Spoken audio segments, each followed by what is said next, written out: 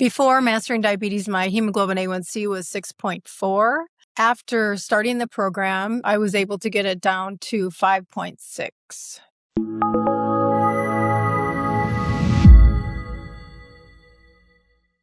I have 1.5 diabetes. I might be a little bit unique because I didn't really know I had an issue, and I just got tested as part of a Medicare wellness check. They did a hemoglobin A1C and it came back 6.4, and I'd never had a hemoglobin A1C done before. So I had no idea that it would be that high, or, usually when I got my blood tested, my blood glucose was okay. So it had never been a worry. After that test, they felt like I really wasn't a type 2 type of person. So given my weight and my exercise routine and everything, and I ate pretty healthy. I was diagnosed with breast cancer in 2021. And at that point, I changed my diet quite a bit. I've never been like a red meat eater, but I just changed my diet then. So then they did the antibody tests, and my GAD antibody was really high. I think normal is 0 to 5, and mine was 250. So I know. So everybody just, their eyes glaze over when they hear that number. That just caused me to just think about this a lot more, because I didn't want to be insulin dependent if I could help it. After my breast cancer diagnosis, done a lot of, just reading and trying to understand a better diet. And so I was, going down that path a bit. I heard about mastering diabetes. And so I went on their website, learned more about what they do, got the big book, read the big book, and it was great. Gave me so much good information. And then they also talked about their coaching program.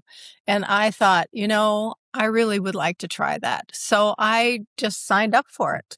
And that was the best thing I ever did. I thought, because it's 1.5, it's not type 2, I tried not to set my expectations too high, that, my numbers might not go down as well as if it was maybe type 2 after my reading of it all. But I was pleasantly surprised when it went down to 5.6 after being at 6.4. I'm going to do everything I can to not get to that point where I need to have insulin, or that if I do need insulin, then I can keep it low. So far, I got ahead of it, and I have been able to delay using insulin for a number of years already. Once I started the program and started working with my coach, I found out that there was so much I didn't know.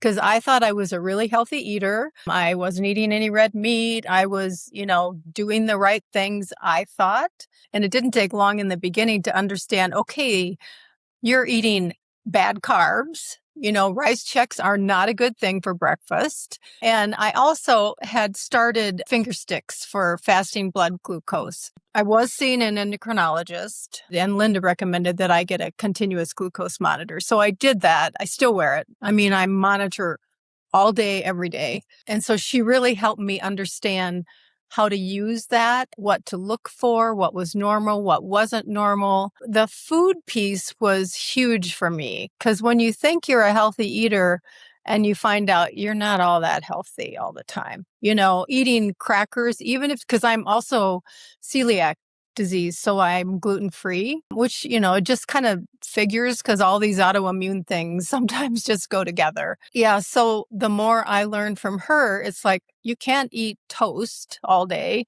You can't eat gluten-free crackers. Even though it's gluten-free, it's still going to raise your blood sugar. It just really helped to learn some of those details that I just don't think people intuitively know, even if you think you're eating healthy. After you've been following the diet for a while, you don't remember essentially how you used to feel. And so when I started on the diet, I had to learn sort of what it feels like to feel full of good food, as opposed to what it feels like to just feel full from eating toast and crackers or other kinds of carbs. And so I began to notice that difference. And at first I was like, oh, I'm still hungry. And then I'm like, you're not hungry. It's just different. And so now that's the way I feel. When I'm full, I know that I'm full with good stuff as opposed to bad stuff. And so I started noticing those feelings, and that really helped me sort of stay on the food and eating that food because it just feels better when you eat like that. I never feel overfull anymore. That's one of the challenges, I think, is that other people don't understand. Like when you go out to eat and you don't want anything with any oil, you don't want, they just think you're picky. And I'm like, I'm not picky. I'm just trying to stay healthy. Before mastering diabetes, my hemoglobin A1C was 6.4.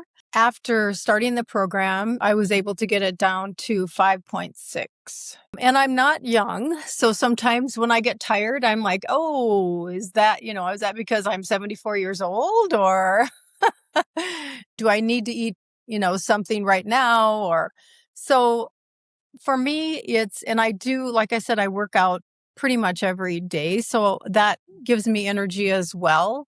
But when I combine that with the food that I eat, I feel like my energy is better sustained throughout the day. I don't have the highs and lows that I had before. And that makes a huge difference. I mean, sure, some afternoons I'm like, okay, I could take a 10-minute nap, but it's never like I just feel horrible. You just don't feel like that anymore. So that's been really positive. And if I do get hungry, that's when I used to want to go for the snacks. Even if it was a healthy cracker, it's still a cracker. And so now I go for the carrots. I go for the berries. It's just your snacking habits change a lot too. But that, when you eat like that, you get energy again. The investment with Mastering Diabetes program was worth it because I was able to essentially change my life.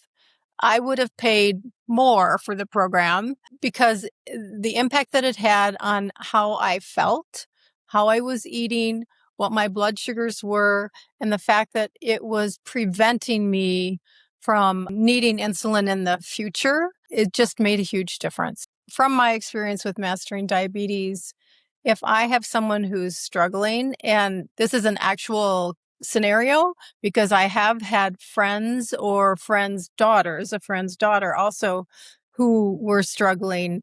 And I immediately tell them about Mastering Diabetes, the book, and the coaching program. I mean, I know that they have looked into it. I don't know that anyone else has done it because I haven't talked to them, but I run into people at the gym who talk about, I think my hemoglobin A1C is too high. And I never hesitate to just say, this is what I did, and it has helped me so much. If you don't take the first step, you're going to have to take 10 steps backwards because that's how I felt. It's like, I need to get on this now. This is not something I can put off. I mean, even though my age, no matter what age I was, I would have felt the same way. You just have to do it immediately if you want to get ahead of it, because that's what I feel I was able to do so far. I got ahead of it, and I have been able to delay using insulin for a number of years already. Looking back on my experience with the Mastering Diabetes program, I feel like it changed so many things for me. Physically, I feel better. I can exercise more.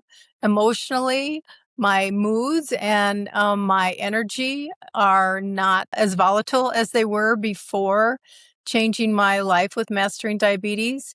And I would do it again in a heartbeat. Real quick, I've got a gift for you. It's our free Mastering Diabetes meal guide. The exact system our team spent hundreds of hours creating to help people lower blood sugar and reverse insulin resistance naturally.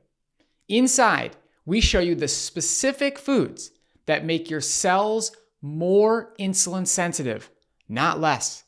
You'll learn how to build meals that clear fat out of your liver and muscle tissue, restoring your body's ability to move glucose from your bloodstream into your cells.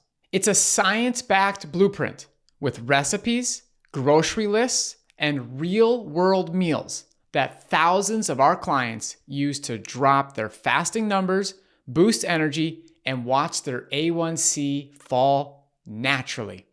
And here's the best part. It's completely free. All you have to do is comment the word guide below and we'll send it straight to you.